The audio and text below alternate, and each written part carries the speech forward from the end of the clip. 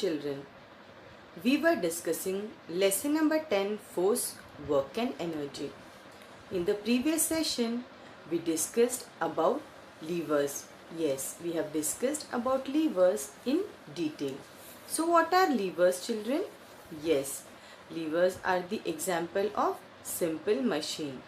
Now we are going to study or discuss in detail about other simple machines. Now the next one that we are going to discuss is inclined plane. Now we saw already that what is an inclined plane, right? See children, this is an inclined plane. Lower at one end and elevated on another end.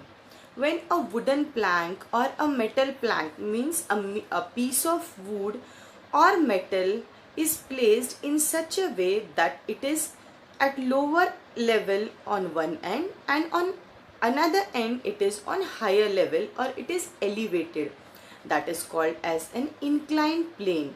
And how does it work? It helps us to move the objects from lower level to higher level or from higher level to lower level with less efforts. Now you must have seen the inclined planes in various places in your day-to-day life, right? Now we are going to discuss in detail about inclined planes. An inclined plane is a slope that helps us to move a load between two levels with less effort. Now for example, you have to load heavy load or furniture in the back of your truck or in the rear part of your truck. Then what do? Yes, an inclined plane.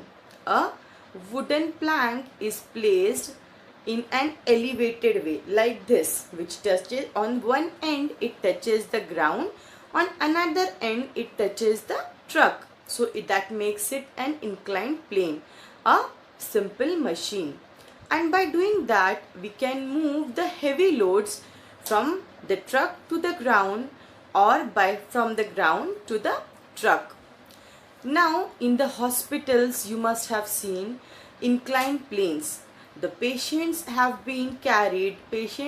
carried on a wheelchair through the inclined planes or by the use of inclined planes.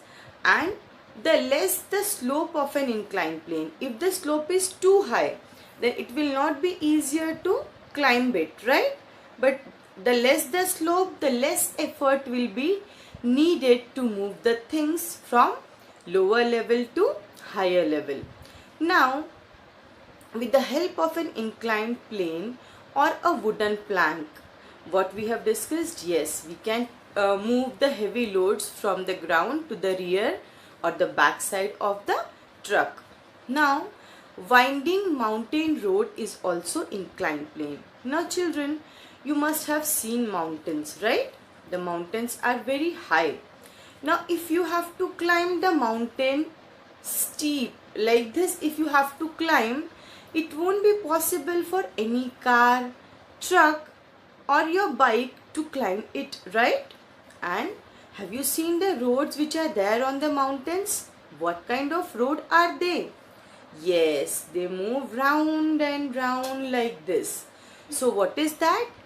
Yes, that is inclined plane only. That winding, that curves in the roads help us to move or to climb to the top of the road, right?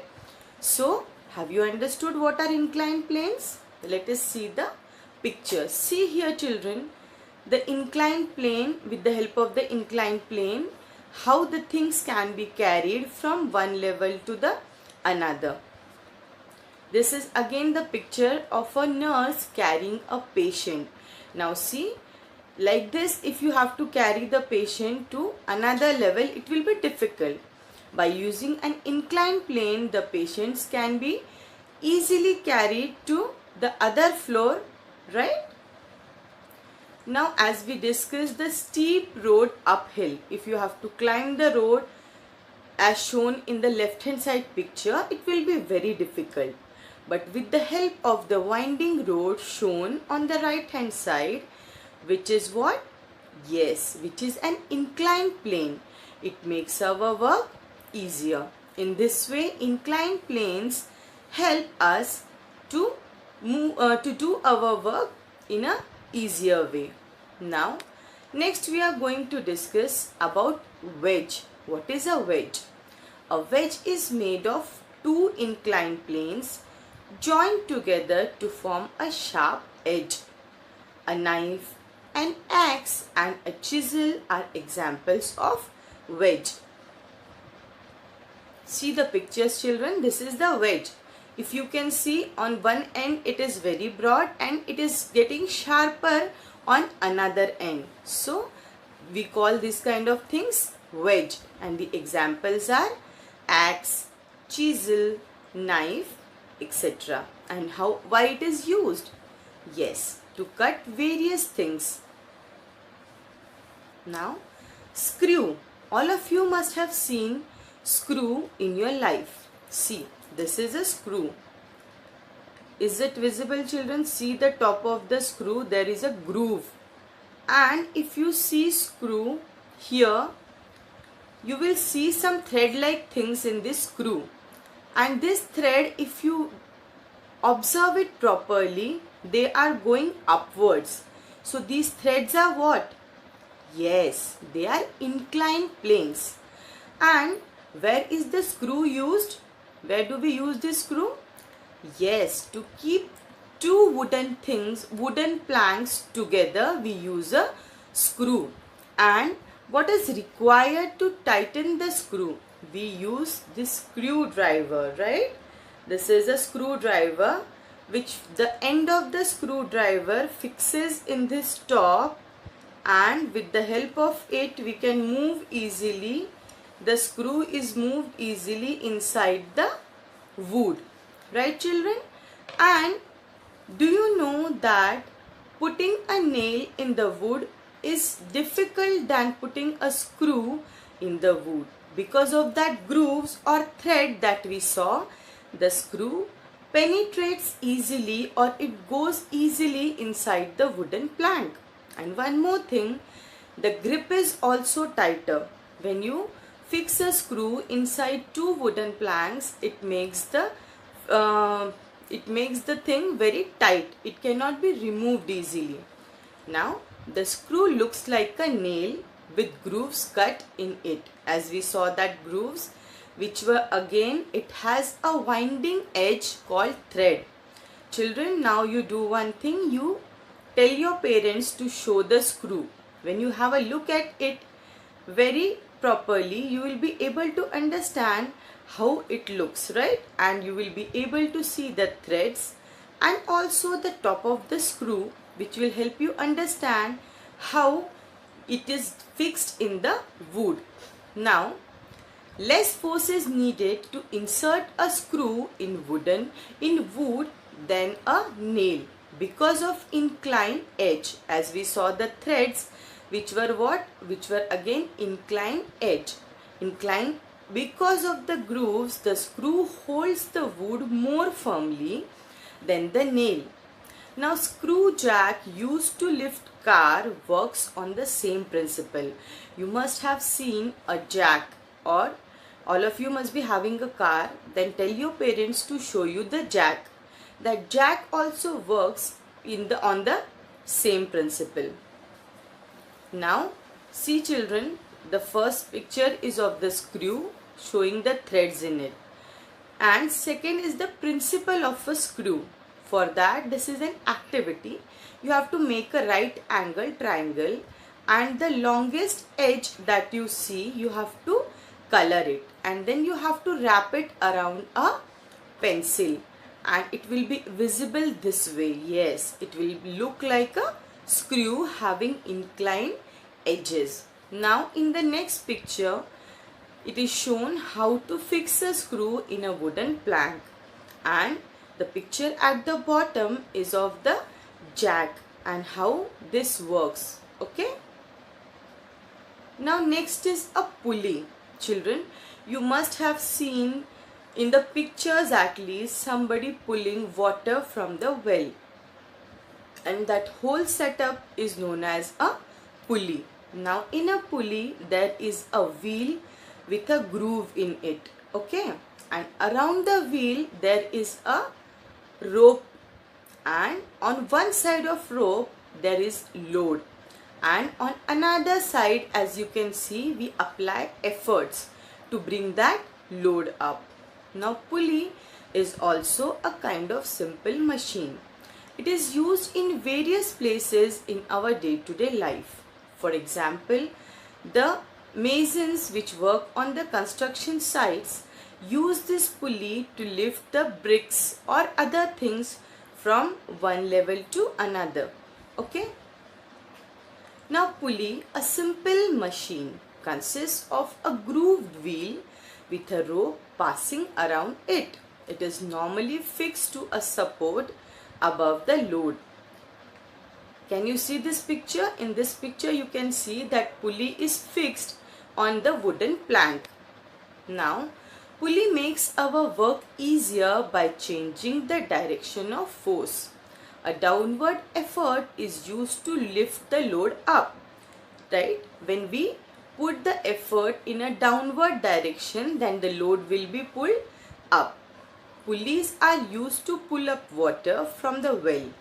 To hoist a flag, if you see, the flag is tied to a pulley, or to lift the bricks and cement by workers at construction sites. Now, next we are going to discuss about wheel and axle. Now understand children, a round object, something that looks like a round object, we call it a wheel. Exactly. And the next axle is a rod. When a wheel and a rod come together, they become or they form a simple machine which we call wheel and axle. Now this screwdriver, as this is round, can we call it wheel? And this is a rod. So screwdriver is an example of wheel and axle. Our doorknobs, the round portion of the doorknob, and inside that round portion is a rod. So our doorknobs are also the examples of wheel and axle. The potter's wheel, which is used to make pots, that wheel is a wheel, and to move that wheel, that potter uses a rod. So that is also an example of what? Yes, wheel and axle. In the trolleys and in various other machines like cars, trucks, etc., we can see the two wheels have one rod attached in between it. You can see it in the toy cars also. The two wheels are attached by a rod. So that is again wheel and axle. So this is found in so many places. Now a wheel and axle together make a simple machine. It can be used to lift a heavy load using less effort, which is seen in the carts, right? Or the trolleys which we carry in the supermarkets, on the airport. It is having two wheels and one rod in between. So that is again the example of what, children? Wheel and axle. Sewing machines has wheels in it to turn other parts. Trucks, cars and trains move on wheels. The wheels used in all these machines have a rod fixed in the center known as an axle. See this in this picture on the left hand side. We can see a trolley wherein we can see the wheels, and between the wheels the rod is attached. So this is an example of wheel and axle. Again, the screwdriver is also an example of wheel and axle. Now children, next thing that we are going to discuss is energy. Now you need energy to do everything, right? You need energy to run, to write, to do everything. Okay, so what is energy? See, when you feel low, you are not able to do anything. You say, I am feeling very low, I don't have energy. So what is energy, children? Yes, energy is the ability to do work. Now we have so many kind of energy. Light energy, heat energy, sound energy, electrical energy, mechanical energy, wind energy, water energy and solar energy and geothermal energy. Now children, light energy. Where do you get light from? The natural source of light energy is right, that is sun. And the other sources are sun, candle, tube light, electrical bulbs, etc. Now why do we require light energy? Can you see in dark? No. If a room is totally dark and you enter in the room, are you able to see anything? No, because we are able to see things only when light is reflected off that object and that reaches our eyes. So, light energy is required for seeing things. The next is heat energy. How do we produce heat? Yes, by burning things. Heat is produced by burning things like we have so many things which we call fuels, which when burned they give us energy, heat energy. And what are they? Petrol, diesel, coal and wood. When they are burned, they produce heat energy. But do you know children, when heat energy is produced in this way, a lot of smoke is produced. And what happens when lot of smoke is produced? Yes, it pollutes the air. So, heat energy which is produced by burning things pollutes the air. Now the next is sound energy. Do you know how is sound produced? Sound is produced by vibration.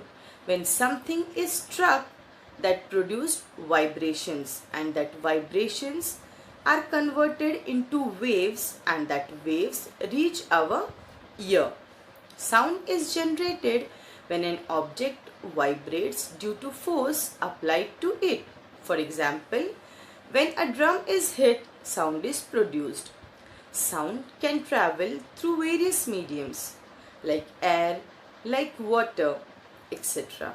Now, sound can be measured in decibels, and a sound which is of too much decibel or very high decibel is not good for our ears, and we call it noise. Now this is the picture. In this picture on the right hand side we can see how we can produce vibrations with the help of a rubber band. When you struck it, it vibrates. Okay. Now vibrating objects vibrate the air molecules, and that air molecules reach our ear. Now next is electrical energy or electricity. It is a form of energy resulting from a flow of electric charge.